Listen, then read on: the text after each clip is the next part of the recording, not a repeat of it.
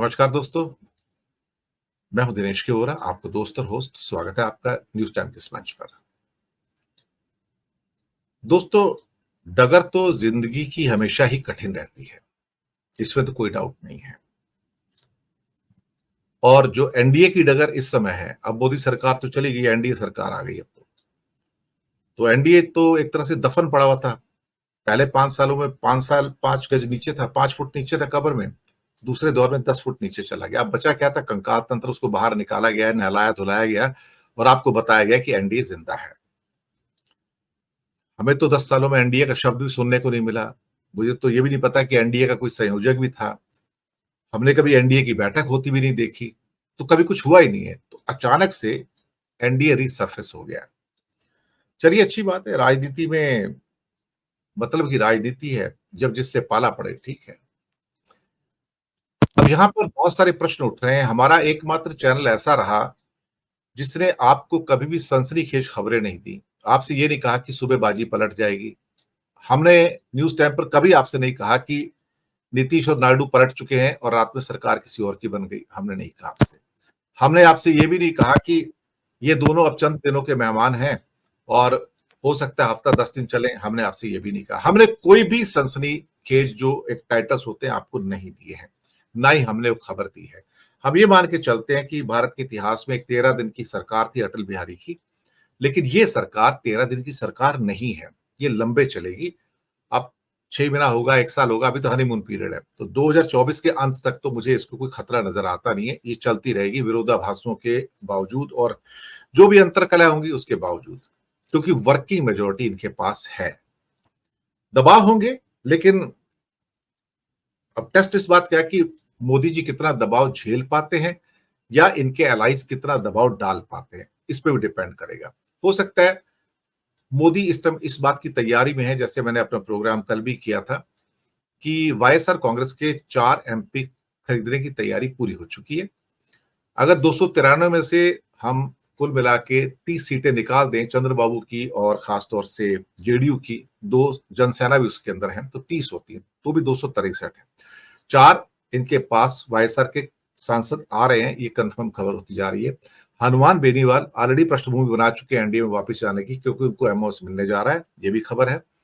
और 5 आदमी और चाहिए जो उनको नॉर्थ ईस्ट से आराम से मिल जाएंगे, जो मेघालय, नागालैंड, मिजोरम सब मिल मिला के, कोई दिक्कत नहीं है। तो इन दोनों के जाने के बाद भी इनके पास वर्किंग मेजोरिटी रहेगी, यानी कि ये फिर भी मेजोरिटी में रहेंगे, ये माइनॉरिटी में नहीं आएंगे। इस बात को जनता जान ले। तो जो खतरात हैं इनके ऊपर, वो इतने गंभीर नहीं है जितना दिखाने की कोशिश की जा रही है।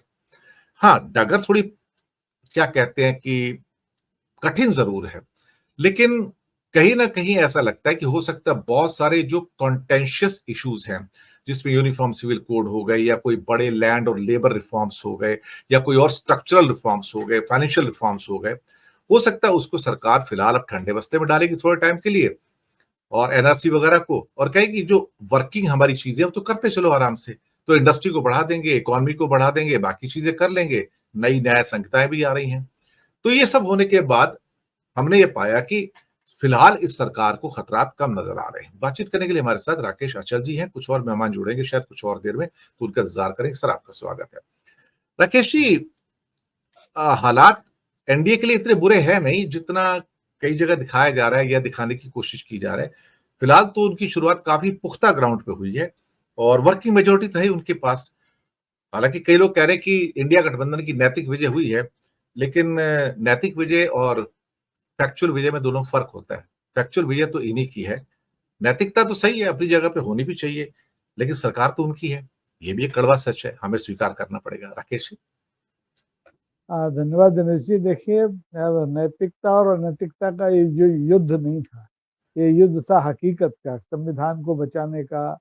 हिंदू मुसलमान के बीच में जो तनाव और जो खाइयां पैदा की गई थी उन्हें पाटने का। तो इसमें एक एक सीमा तक तो विपक्ष ने कामयाबी हासिल की, लेकिन जैसा आप कह रहे हैं कि सत्ता के सूत्र और जो राजदंड है वो तो अभी भी पुराने लोगों के बीच में हाथ में है। और कुल मिलाकर के जो गठबंधन की जो सरकार है, इसमें एनडीए एक मुखौटे के तौर पर इस्तेमाल हो रहा है। बाकी असली नायक खलनायक तो पुराने ही हैं, वही संघ के लोग हैं, वही हिंदूवादी लोग हैं। और वे सब लोग हैं जो कि कथित तौर पर तानाशाही को पिछले 10 साल में ताकतवर बनाते रहे। इसलिए खतरे तो अभी भी कायम है। ये आपने ठीक कहा कि उनके पास वर्किंग मेजोरिटी है और भारतीय जनता पार्टी ने 10 साल सत्ता में रह के कम से कम ये कमाल तो सीख ही लिया है कि कैसे एक एक करके छोटे छोटी मछलियों को, छोटे दलों को, छोटे सहयोगियों को तोड़ा जा सकता है, निगला जा सकता है। तो ऐसी सूरत में अगर भारतीय जनता पार्टी जेडीयू और हमारे चंद्रबाबू नायडू की पार्टी के अलावा भी कुछ नए लोग जोड़ ले अगले आने वाले 1-2 महीनों में, मुझे तो लगता है कि बजट सत्र शुरू होने से पहले भी ये खेल कर सकते हैं, क्योंकि ये किसी भी सूरत में अब जो राजदंड है अपने हाथ से जाने नहीं देना चाहते। इनसे गलती हुई, आकलन में गलती हुई, तैयारियों में गलती हुई और उसकी वजह से ये अपनी पार्टी का स्पष्ट बहुमत हासिल नहीं कर पाए, उससे थोड़ा पीछे रह गए। लेकिन इतने ज्यादा पीछे भी नहीं है, इन्होंने तो पूरी सरकारें पलट ली। बिहार में देखिए, आपको याद है, मध्य प्रदेश में आप देखिए, तो सरकार खरीदने वाले लोग हैं। तो इन्हें 2, 4, 8 जो निर्दलीय सांसद हैं उनको अपने साथ जोड़ने में बहुत ज्यादा दिक्कत नहीं आने वाली, क्योंकि इनके पास बाहुबल था तो चुनाव जीत लिया, अब धनबल है तो ये सत्ता को भी जीत के दिखा देंगे। और धनबल की कमी नहीं है, अभी तो इलेक्टोरल बोर्ड का पैसा मेरे ख्याल से खर्च नहीं हुआ है, खातों में ही पड़ा होगा, वो बच गया। तो ये इसका सबका इस्तेमाल करेंगे और साम दाम दंड भेद कैसे भी कोशिश की जाएगी कि ये सरकार पूरे 5 साल काम करे और इसमें कोई बड़ा व्यवधान ना आ जाए। बाकी भविष्य में क्या होगा ये कहना बड़ा मुश्किल है, क्योंकि राजनीति में जैसे अभी शुरू में आपने और मैंने दोनों ने कहा कि नैतिकता का कोई तकाजा नहीं है।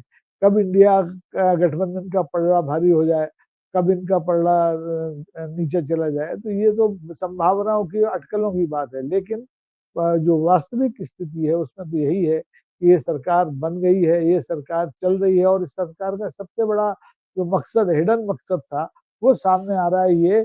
ये देखिए, पार्टी भाजपा अपने कम शक्ति की वजह से हिंदू राष्ट्र का नारा देना तो छोड़ गई, लेकिन ये पूरा 71 सदस्यीय जो मंत्रिमंडल है, इसमें 20 करोड़ आबादी मुसलमानों की होती है, उसका एक प्रतिनिधि नहीं है, एक प्रतिनिधि नहीं है। तो इसको आप संपूर्ण देश का प्रतिनिधित्व करने वाली सरकार कह नहीं सकते।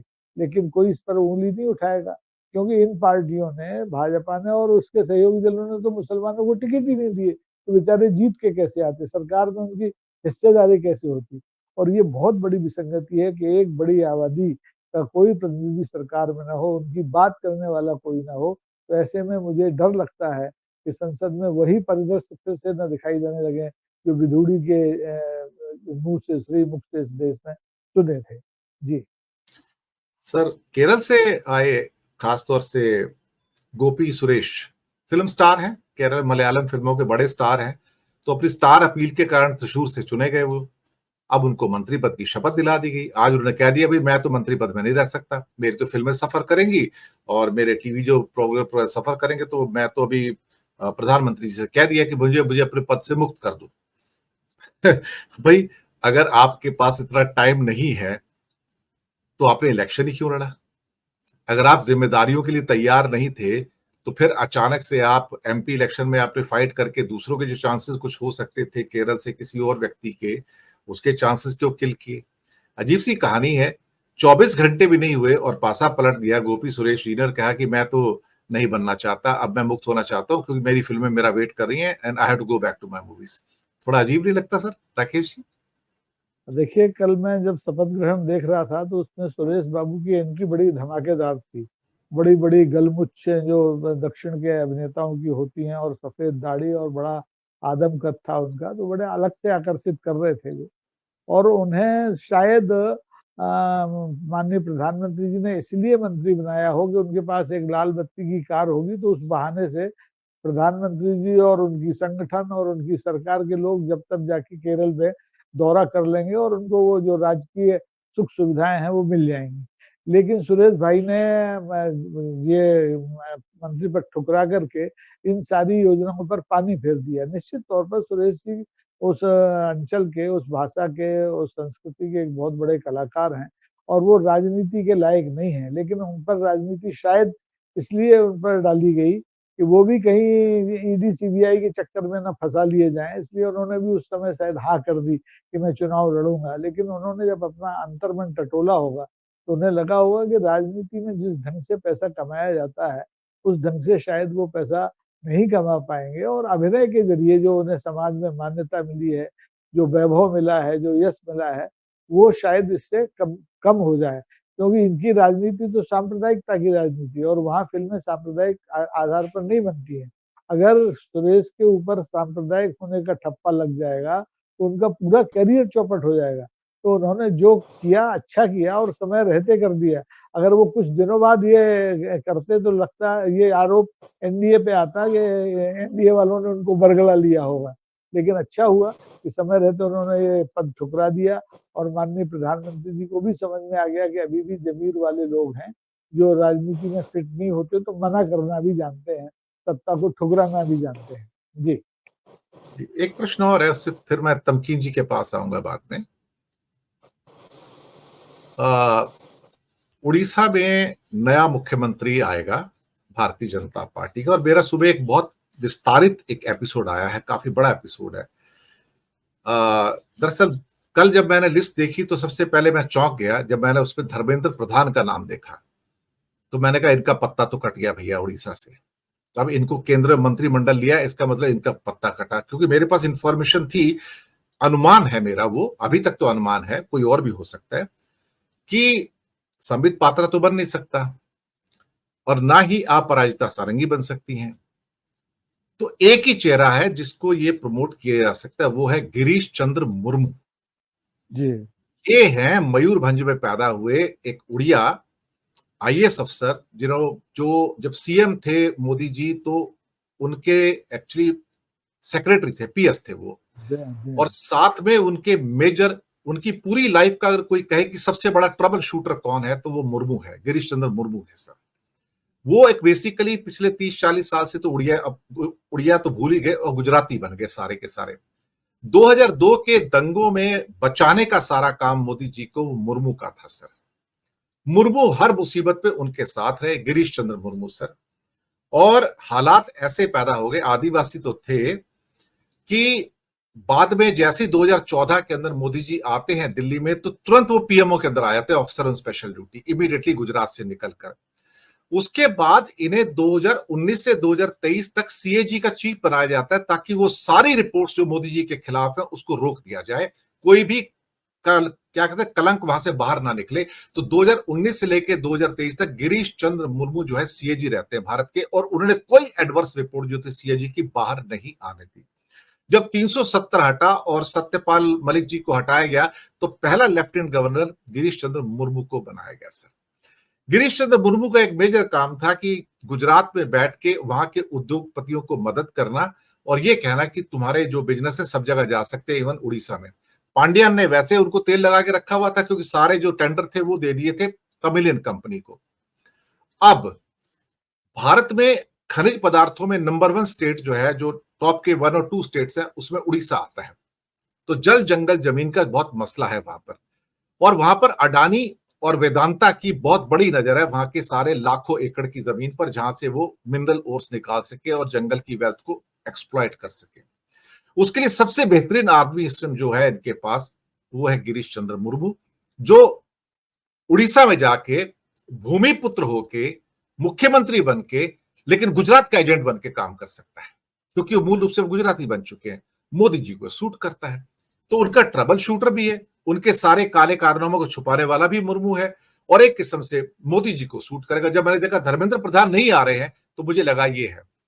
तो यहां भी उड़ीसा का जो क्या कहते हैं जो कनेक्शन है वो गुजरात से फिट हो रहा है। तो ये सुबह काफी मेरा एपिसोड काफी पसंद किया गया, मेरे पास बहुत इसके ऊपर कमेंट्स आए एक्चुअली देखा जाए तो, कि किस ढंग से मुर्मू इस टाइम हो सकता है। अनुमान है मेरा, भी कोई और भी हो सकता है, लेकिन उनका मकसद सिर्फ यह है कि गुजरात लॉबी को वहां फायदा देना और जो मोदी जी के प्रिय मित्र डस्टलिस्ट है उनको फायदा देना। एक छोटी टिप्पणी चाहूंगा, फिर मैं तमकीन जी के पास चलूंगा। देखिए वोरा जी, आपने मुर्मू जी के बारे में जितना बताया है ये जग जाहिर है, और इनकी सबसे बड़ी भूमिका तो ये जम्मू कश्मीर वाले मामले में ही रही। पहले की तो जो रहे वो रहे, तो इस तरह से इतने उपकार इनके ऊपर भारतीय जनता पार्टी के हैं कि वो अगर प्रधानमंत्री जी उनको उपकृत करना चाहते हैं तो मुख्यमंत्री बना के उड़ीसा बिठा सकते हैं। वैसे शुरू में जैसे आपने कहा कि धर्मेंद्र प्रधान का नाम बड़े तेजी से उभरा था, वैष्णव का भी नाम, अश्विनी वैष्णव का नाम भी चला था थोड़ी देर के लिए, लेकिन इन दोनों को किनारे सिर्फ इसीलिए कर दिया गया जो आपने बताया कि दूरगामी एक प्रोजेक्ट है भारतीय जनता पार्टी का कि उड़ीसा को गुजरात कैसे बनाया जाए। ये वही उड़ीसा है जिसमें कालाहांडी एक जमाने में बहुत चर्चित होता था और पूरे देश दुनिया में भारत की नाक नीची होती थी। लेकिन पिछले 24 साल में बीजू पटनायक के जो सुपुत्र रहे नवीन पटनायक ने, उन्होंने अपने जरिए से अपने ढंग से सुशासन करके उड़ीसा को एक अलग पहचान दी। और आप देखें कि इतने लंबे अरसे में इतनी सरकारें आई गई, वो सबसे तालमेल बिठाए रखे। लेकिन भारतीय जनता पार्टी को ये लगने लगा था कि उनके पास अब उत्तर प्रदेश जैसे बड़े राज्य जो है वो धीरे धीरे खिसक रहे हैं, इसलिए उड़ीसा को अपनी मुट्ठी में करने के लिए मेरी सूचनाओं के मुताबिक पिछले 5 साल से आरएसएस की एक बड़ी फौज वहां जमीनी स्तर पर काम कर रही थी और उसने ये भूमिका बनाई जिसके आधार पर नतीजे हमारे सामने हैं। तो निश्चित तौर पर गिरीश चंद्र मुर्मू अगर मुख्यमंत्री बनते हैं उड़ीसा के तो किसी को हैरानी नहीं होना चाहिए, क्योंकि उन्हें जहां जहां डबल इंजन की सरकारें बनानी है वहां सिर्फ अपने कठपुतली बिठाने हैं। उन्हें योगी आदित्यनाथ जैसे लोगों की जरूरत नहीं है, उन्हें जरूरत है हमारे शर्मा जी जैसे राजस्थान में बैठे हुए ऐसे लोगों की। तो संभव है कि आने वाले 2-1 दिनों में आपका कहा सही साबित हो। जी। जी। अब